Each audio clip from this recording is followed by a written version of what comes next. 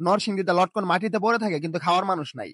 Hello ভাই brother, কি অবস্থা সবার, কেমন আছেন সবাই? কিছুদিন ধরে প্ল্যান করতেছি লটকন বাগান ঘুরতে যাব। কি ভাবতেছেন, মানুষ যায় লটকন খাইতে আর আমরা যাবো লটকন বাগান ঘুরতে? রাজশাহী চাপায়ের আম নিয়ে কিন্তু আমাদের মধ্যে অনেক বেশি ক্রেজ, কিন্তু রাজশাহী চাপায়ের মানুষ কিন্তু আবার আম এত বেশি খায় না। আমাদের নরসিংদীও লটকনের জন্য অনেক বেশি বিখ্যাত, তো আমাদের বাড়ির আশেপাশে লটকন গাছ আছে, তো আসলে লটকন খাওয়াটা ফ্যাক্ট না, ঘুরতে যাবো ওইটাই হচ্ছে ফ্যাক্ট। আপনাদেরকে দেখাবো ওইটাই হচ্ছে ব্যাপার। এক কথায় বলতে গেলে বাড়ির গরু বাড়ির ঘাস খায় না। আমার সামনের অবস্থা দেখতে পাইতেছেন ভাই, পুরো একদম সিএনজি দিয়ে ভরা, কিন্তু এটা হচ্ছে আমাদের ঢাকা সিলেট মহাসড়ক, যেখানে সিএনজি চলা সম্পূর্ণভাবে নিষেধ, কিন্তু এখানে সিএনজি চলতেছে, অন্য কিছুই চলতেছে না। এই হচ্ছে আমাদের অবস্থা, এই হচ্ছে আমাদের আইন ব্যবস্থা, এই হচ্ছে আমাদের সড়ক ব্যবস্থা। আজকের ভিডিওতে নরসিংদীর লটকন সম্পর্কে সকল কিছু আপনাদেরকে বলার চেষ্টা করব। নরসিংদীতে লটকনের দাম কেমন, কোথায় লটকন পাওয়া যায়, লটকন এবার কেমন ফলেছে, মানে সবকিছু। এখন যাইতেছি বাইকে তেল নেওয়ার জন্য, বাইক রিজার্ভে আছে, বাইকে তেল ভরে দেন লটকন বাগানের দিকে যাব। চলেন তেল ভরতে যাইতে যেতে আপনাদেরকে সঠিক নিয়মে ওভারটেক করাটা একটু দেখাই। আমরা হচ্ছে সামনের সিএনজিটাকে ওভারটেক করবো, তো এই যে দেখছেন সামনে থেকে মাইক্রো আসতেছে, তো এখন আমি ওভারটেক করলে কিন্তু আমার মাইরা দিত, কারণ সে ওই দিক দিয়ে আবার ওভারটেক করতেছে। ওই যে আরেকটা হচ্ছে বাস ওভারটেক করতেছে, তো আমি হচ্ছে ফাঁকা পেয়ে তারপর হচ্ছে ইন্ডিকেটর দিব। ইন্ডিকেটরটা দিলাম, এখন আমি পাস সুইচটা ক্লিক করবো, মানে পাস দিব, পাস দিয়ে মানে ড্রাইভারের আকর্ষণটা আমার দিকে করবো যে আমি আপনাকে ওভারটেক করতে চাইতেছি, আমাকে সাইড দেন। তো এই যে দেখেন ড্রাইভার আমাকে সুন্দর করে সাইড দিয়েছে। তো এইভাবেই হচ্ছে নর্মালি একদম ইজিলি, তাড়াহুড়া করা যাবে না, ঠান্ডা মাথায় ওভারটেক করতে হবে।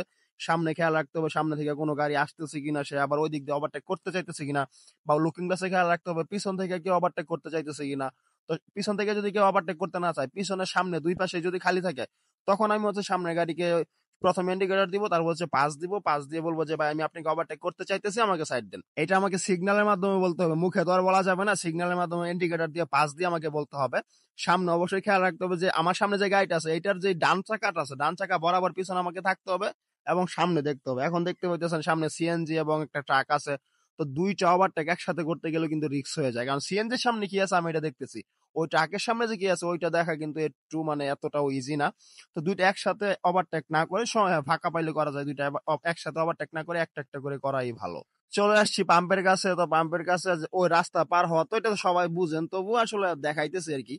পিছনে দেখবো ক্লিয়ার আছে কিনা, সামনে দেখবো ক্লিয়ার আছে কিনা। লুকিং গ্লাসে দেখা যায়, তো লুকিং গ্লাস আসলে বিশ্বাস করা যায় না, কারণ কিছু কিছু সাইড আছে মানে যেগুলো লুকিং গ্লাসও দেখা যায় না। তো তেল নিব, তেল নিয়ে মানে হচ্ছে লটকন বাগানের দিকে যাব।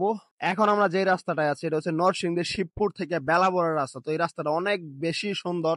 এই রাস্তাটা দেখতে পাচ্ছেন আঁকা বাঁকা, মানে পাহাড়ি একটা রাস্তা বলা যায়, কারণ বেলাবরা দিয়ে কিন্তু লাল মাটি।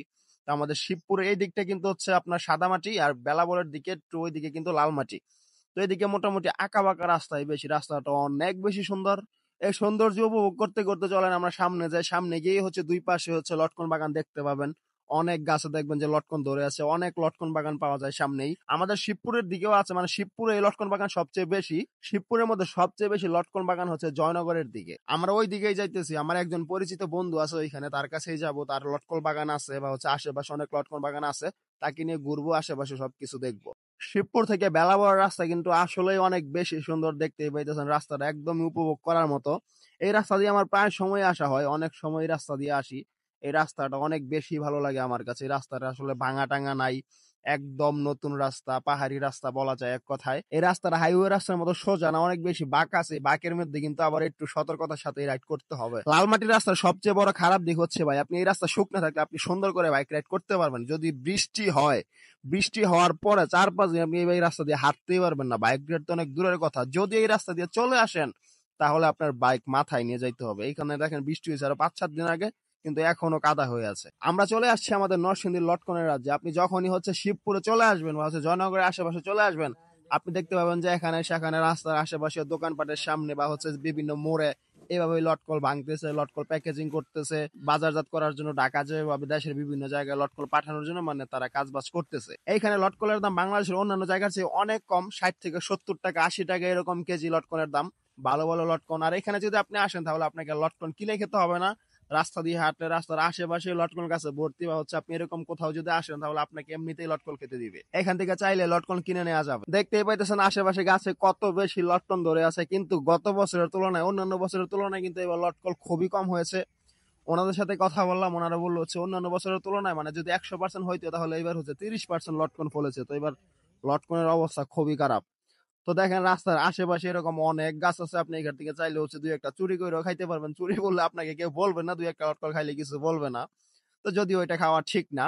মানে এই পাহাড়ি এলাকা তো এদিকে মানুষজন খুবই কম, বাড়িঘর খুবই কম, শুধু হচ্ছে এরকম জঙ্গল, লটকল গাছ এগুলাই, আর কিছুই নাই এদিকে। সামনে ব্যানের মধ্যে যে টুকরিগুলো দেখতে পাইতেছেন এগুলো কিন্তু সব লটকল, এগুলো হচ্ছে বিভিন্ন অনলাইনে পেজ থেকে হয়তো অর্ডার করেছে, ঢাকার মধ্যে বা বিভিন্ন জায়গার মধ্যে এগুলো যাবে। এই সময়টাতে শিবপুর, জয়নগর, বেলাবর এইদিকে আসলে শুধু লটকনই দেখা যায়, লটকন, কাঁঠান, আম এগুলাই। আম বাগানে কিন্তু এখানে প্রচুর আছে, এদিকে কিন্তু প্রচুর আম বাগান আছে।